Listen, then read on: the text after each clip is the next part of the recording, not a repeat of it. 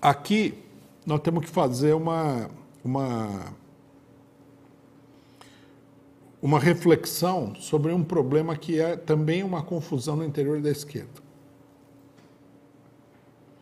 Uma parcela da esquerda fala o seguinte: a terceira via morreu, porque eles consideram que a terceira via dependia desse ato público. Não, a terceira via não dependia minimamente desse ato público, a não ser num sentido indireto que eu vou explicar na sequência. A terceira via depende da manipulação eleitoral, da fraude eleitoral e do dinheiro, e dos meios de comunicação golpistas que são majoritariamente a favor da terceira via.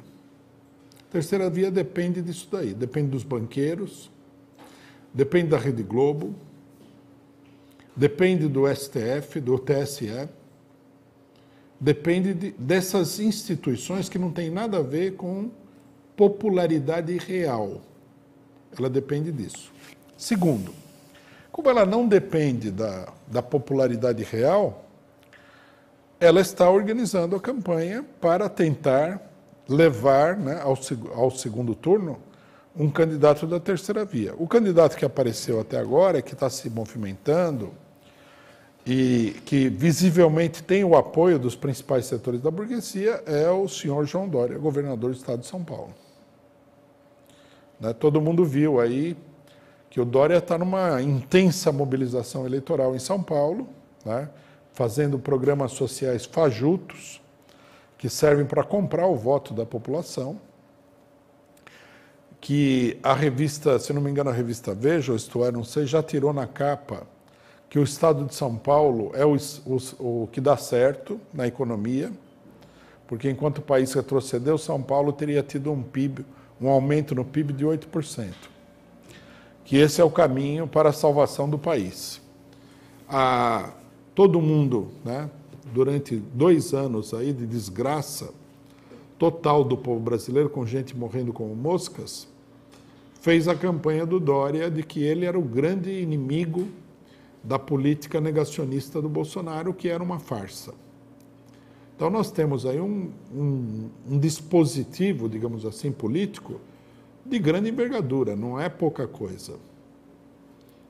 Então, tudo isso indica que a burguesia, se não vai ganhar, isso daí é uma coisa que ninguém pode saber, ela vai fazer uma tentativa muito séria. E a tentativa dela está apoiada não apenas na popularidade, ou melhor, não está apoiada de forma nenhuma na popularidade. E é um erro pensar que a popularidade seja o único elemento das eleições, ou seja, o elemento determinante, né? O Lula, ele era o candidato mais popular em todas as eleições que ele participou.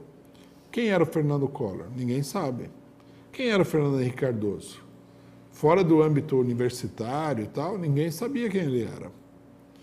Ele foi eleito suplente de senador na chapa ganhadora, né, em 1978, da pessoa que iria vir a ser o governador do estado de São Paulo. Ele não era ninguém, né? Ele foi escolhido como ministro do Itamar e era uma pessoa muito desconhecida.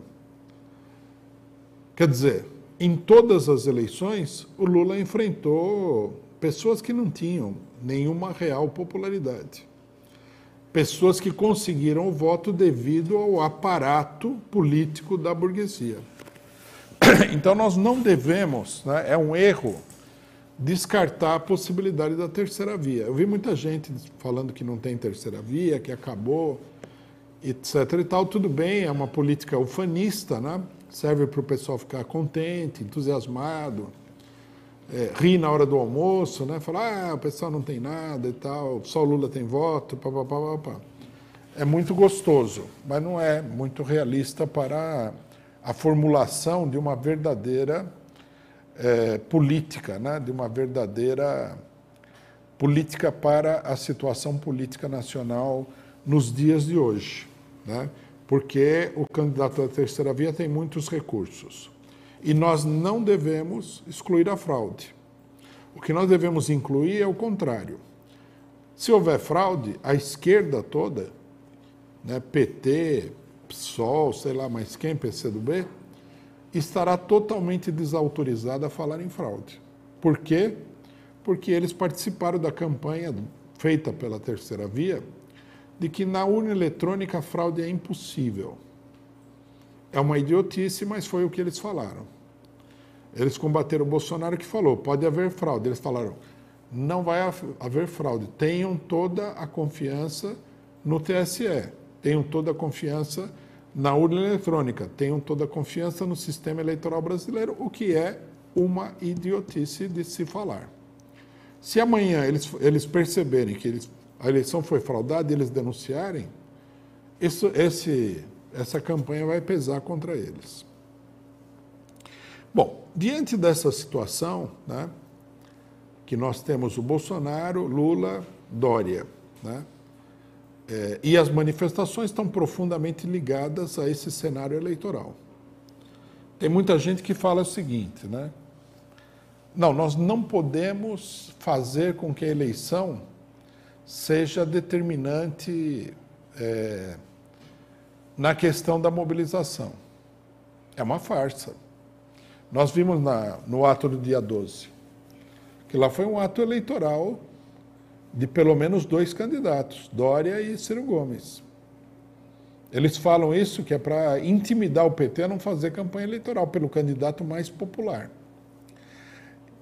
Isso já diz bastante coisa sobre qual é a verdadeira política que está por trás da questão da Frente Ampla, do ato do MBL, de trazer o MBL, o PSDB, etc. e tal, para os atos da esquerda. Né? O que é que está por trás exatamente?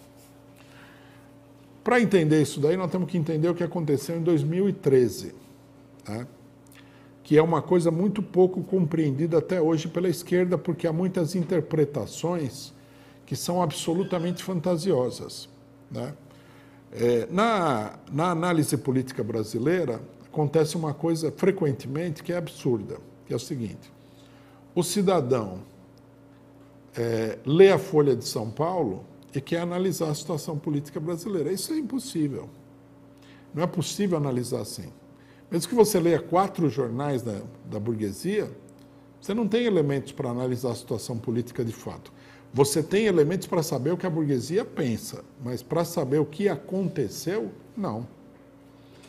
Então, muita gente não viu, não esteve, não participou, não conversou nem mesmo com as pessoas que participaram, né? Nem mesmo para ouvir e falar, então, o que aconteceu nesse junho de 2013 tão falado e tão famoso?